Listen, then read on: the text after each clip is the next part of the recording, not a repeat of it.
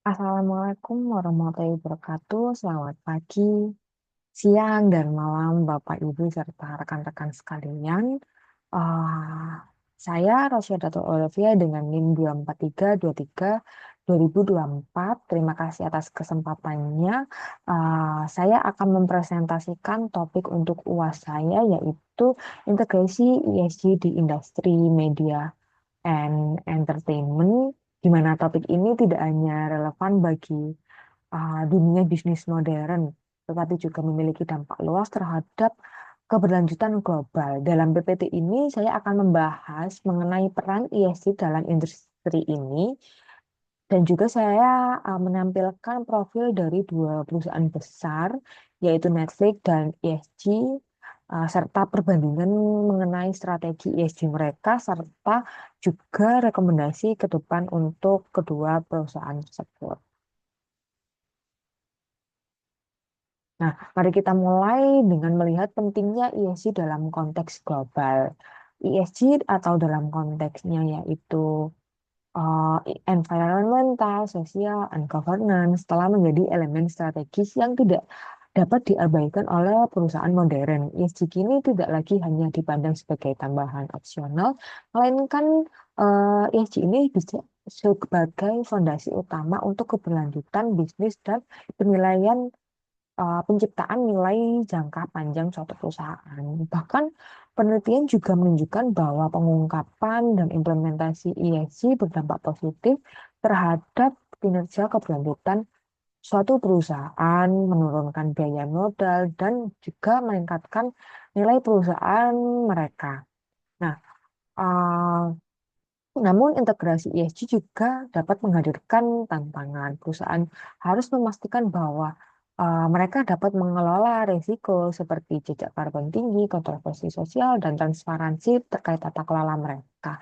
Hal-hal ini tuh sangat relevan di industri media and entertainment yang memiliki pengaruh besar terhadap yang dipengaruhi oleh opini publik, budaya, dan tren-tren global. Nah, industri media and entertainment ini menghadapi beberapa tantangan besar terkait ESG. Dari perspektif lingkungan, produksi konten seperti film, serial televisi, dan konser seringkali membutuhkan sumber daya energi yang besar dan menghasilkan jejak karbon yang signifikan. Digitalisasi juga membawa tantangan seperti meningkatnya konsumsi energi data, lalu juga adanya limbah elektronik dari perangkat keras yang rusak ataupun usang begitu. Namun adanya solusi inovatif yang mulai diadopsi dalam industri ini. Teknologi tersebut antara lain seperti green shooting, desain converge, dan digital twins yang mereka ini menawarkan peluang untuk meningkatkan efisiensi energi dan juga mengurangi dampak lingkungan.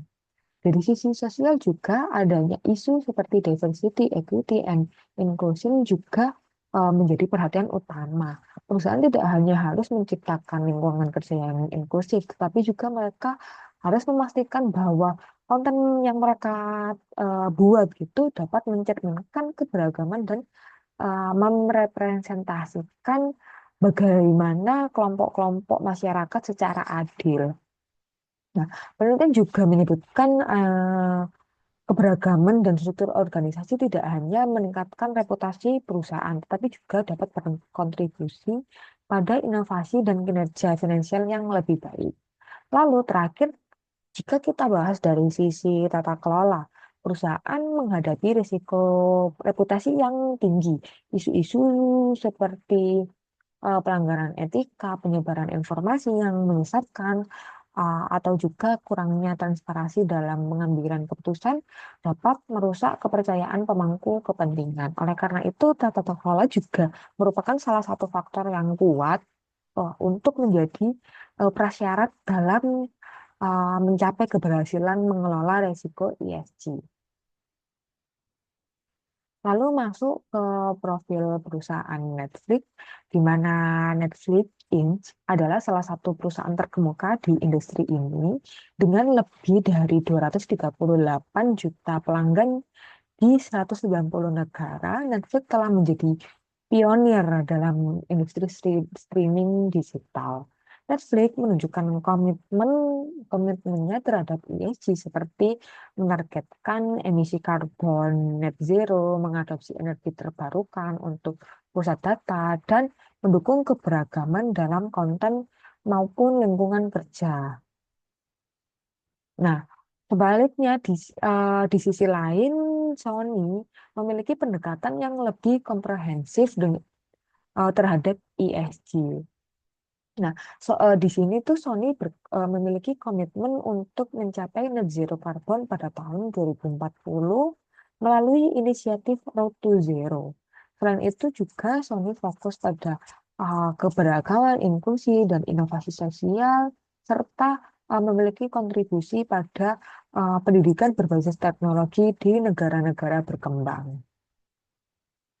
Lalu kita masuk mengenai analisis ESG neutrality, di mana konsep ini tuh membantu suatu perusahaan menentukan isu-isu utama yang relevan dan berdampak signifikan terhadap keberlanjutan bisnis mereka.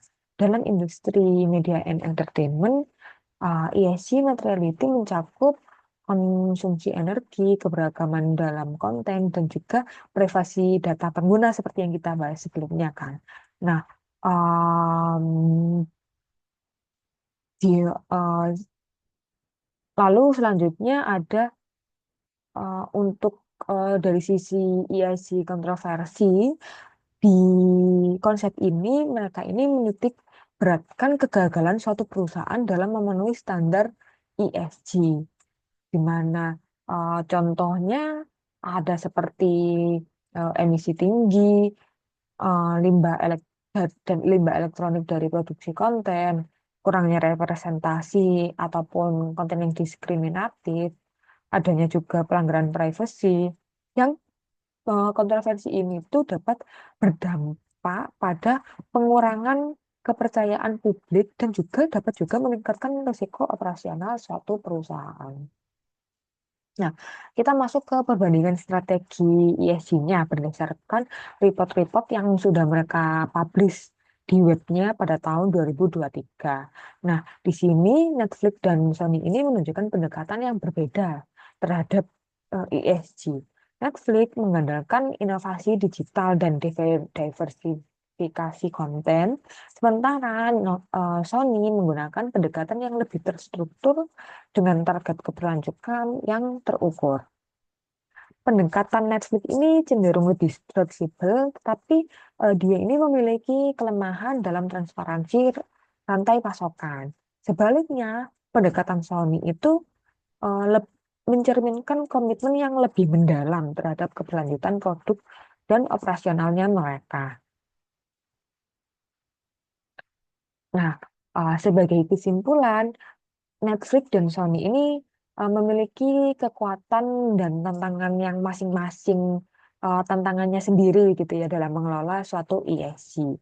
Di mana Netflix ini memiliki peluang besar untuk meningkatkan rating ESG mereka, di mana saat ini ratingnya ada di BB average.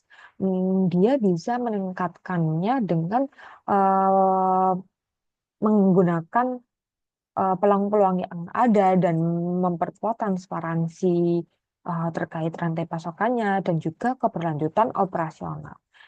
Di sisi lain, meskipun Sony sudah memiliki rating AAA atau leader yang merupakan rating terbaik, Sony tetap perlu meningkatkan keberagaman di tingkat eksekutif mereka yang hal ini dapat memperluas program seperti daur ulang, seperti daur ulang itu secara global. Nah, dalam hal ini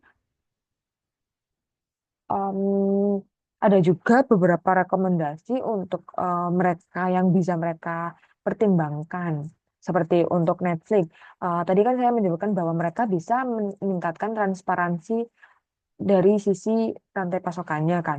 Nah, mereka juga dapat memperkuat sistem keamanan data penggunanya dan juga mereka bisa mengadopsi teknologi rendah karbon untuk operasional produksi film ataupun konten-konten lainnya. Nah, untuk Sony, mereka bisa memperluas program-program mereka secara global seperti program daur ulang limbah, ataupun mereka juga bisa mempercepat pengembangan produk yang ramah lingkungan. Dengan langkah-langkah strategis itu, baik dari sisi Netflix ataupun Sony dapat memperbaiki posisi mereka di pasar dan juga dapat mempertahankan status mereka sebagai pemimpin dalam keberlanjutan di industri media and entertainment. Demikianlah presentasi saya kali ini. Dengan strategi yang tepat, perusahaan di industri media and entertainment dapat mencapai keberlanjutan mereka dan juga memperkuat daya saing mereka. Terima kasih atas perhatiannya. Saya ucapkan wassalamualaikum warahmatullahi wabarakatuh.